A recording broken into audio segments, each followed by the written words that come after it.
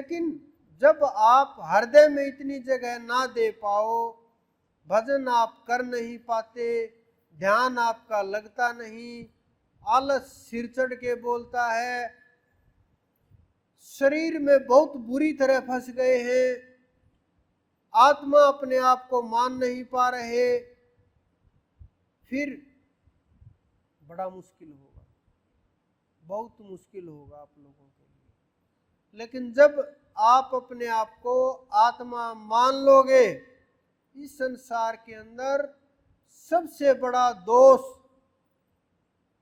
इससे बड़ा ना कोई दोष है, ना कोई गुनाह है, ना इससे बड़ा कोई हो सकता कि अपने आप को शरीर मान लेना कि मैं शरीर हूं, मैं आत्मा नहीं हूं।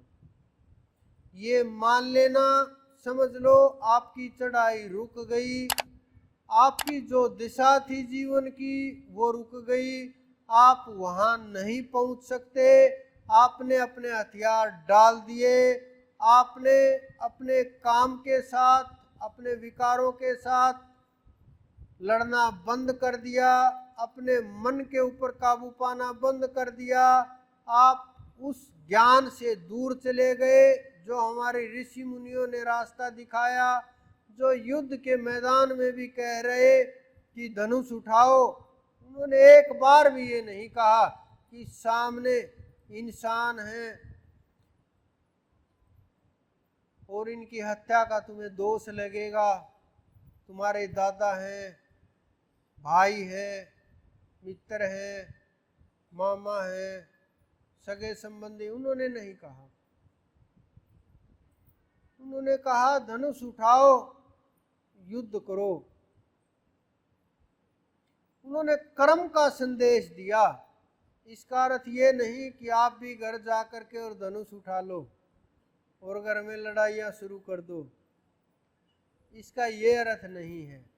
इसका ये अर्थ है कि उन्होंने कर्म का संदेश दिया कि कर्म करो, कर्म से मत भागो, और कर्म करके भी करता रहो, उस कर्म का माध्यम बनो, कर्ता मत बनो।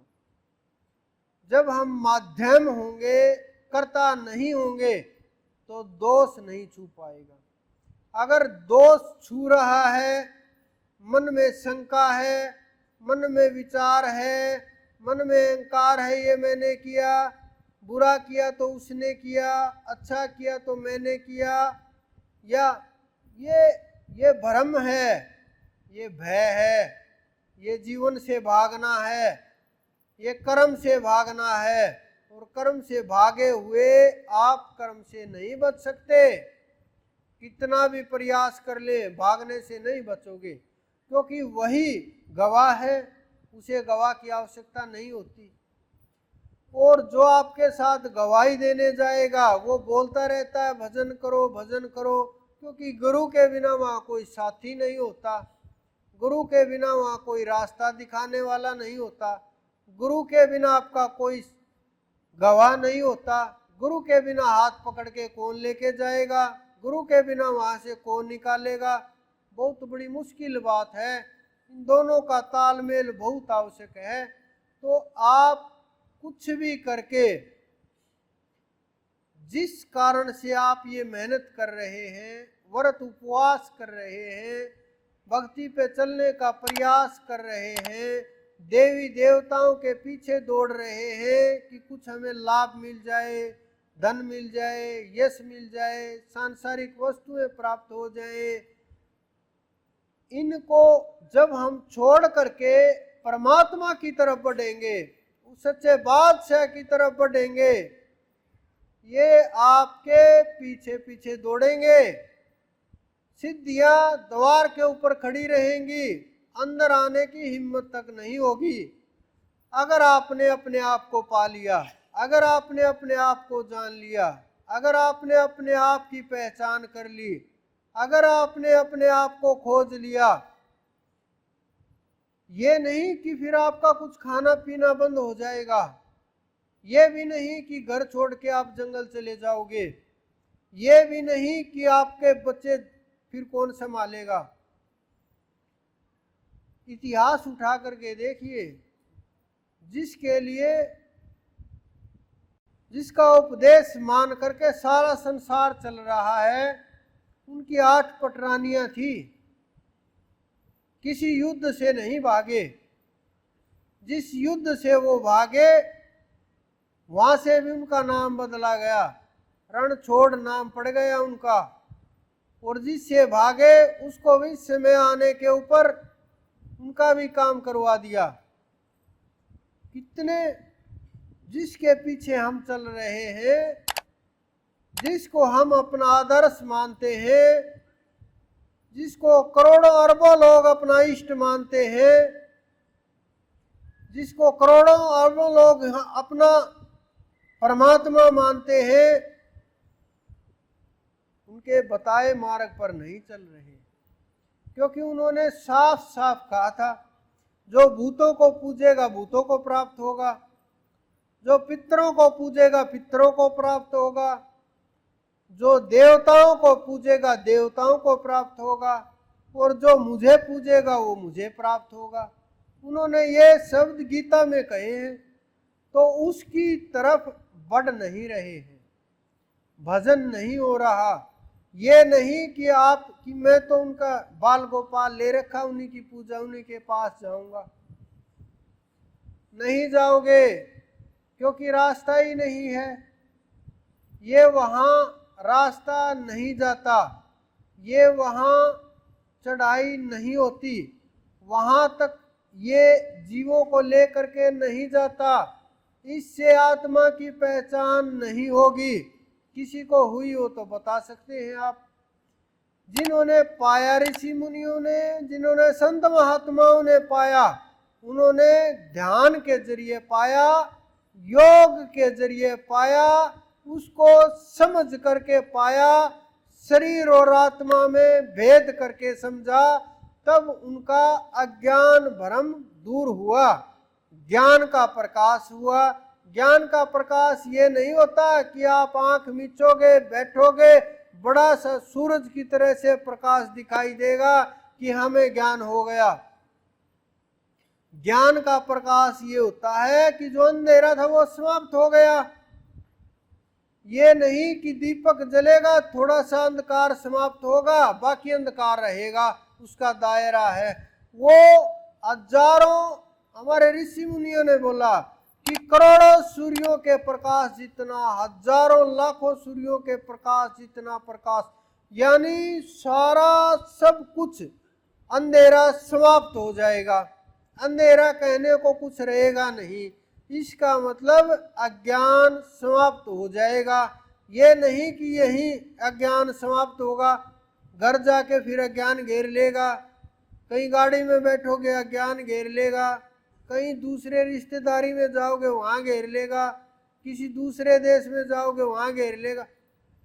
यानी अज्ञान समाप्त हो गया तो हो गया, ज्ञान हो गया तो हो गया।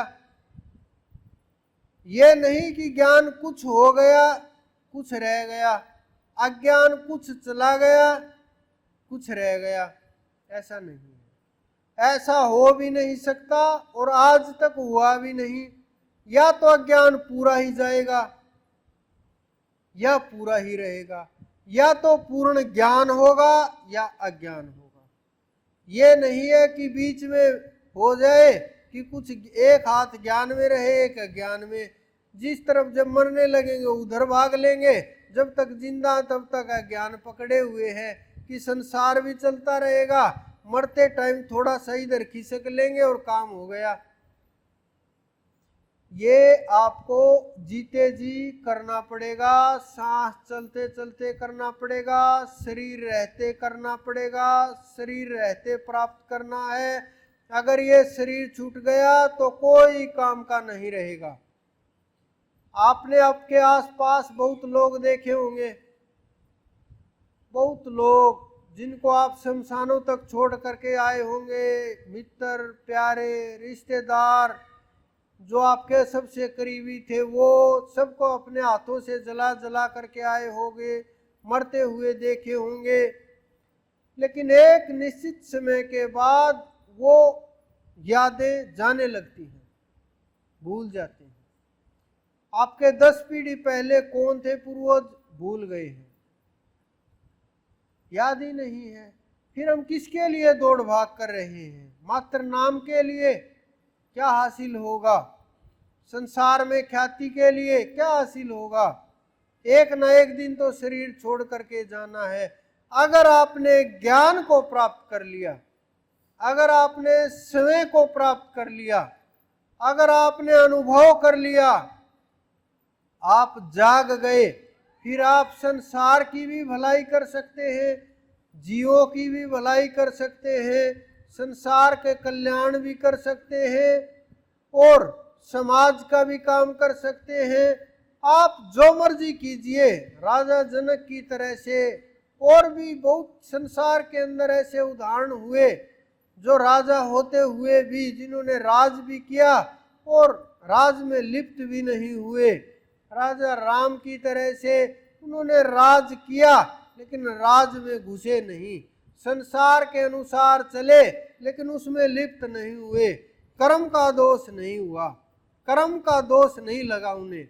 उन्होंने जो भी कर्म किए, कर्म का दोष नहीं लगा, क्योंकि उन्होंने जो उनके अंदर बैठे हुए राम थे उन्होंने उसको जान लिया, पा लिया, फिर कुछ खोना और पाना शेष नहीं था। तो जो जिसके लिए इतनी मेहनत कर रहे हैं उसके लिए आप सुमरण कीजिए, भजन कीजिए, ध्यान कीजिए और जो जो उन्होंने उपदेश दिए हैं, जिस रास्ते के ऊपर आपको उन्होंने चलाने का प्रयास किया है, जिस रास्ते की तरफ वो ले करके गए हैं, उन्होंने आपको आत्मा का ज्ञान दिया, प्रकाश की तरफ ले करके गए, चेतना की तरफ ले करके गए। उन्होंने सिखाया कि आप किस प्रकार से ध्यान करें, उन्होंने बताया किस प्रकार से योग लगाएं, उन्होंने बताया ओम का सुमरण कीजिए। लेकिन हम लोग उसके बताए मार्ग को छोड़ करके सभी कार्य कर रहे हैं। तो आप सभी कार्य दूसरी तरफ रखिए, लेकिन जब आप ध्यान में बैठे, सांसारिक विषय वस्तुओं से, सांसारिक बाह्य वस्तुओं से छोड़ करके अपने में स्थित हों, अपनी आत्मा की खोज करें। जब आप बैठ करके खोज करेंगे, रोक नहीं सकता कोई भी, समय लग सकता है सांसों के ऊपर पकड़ करने में, ध्यान के ऊपर पकड़ करने में, रूप के ऊपर पकड़ करने में,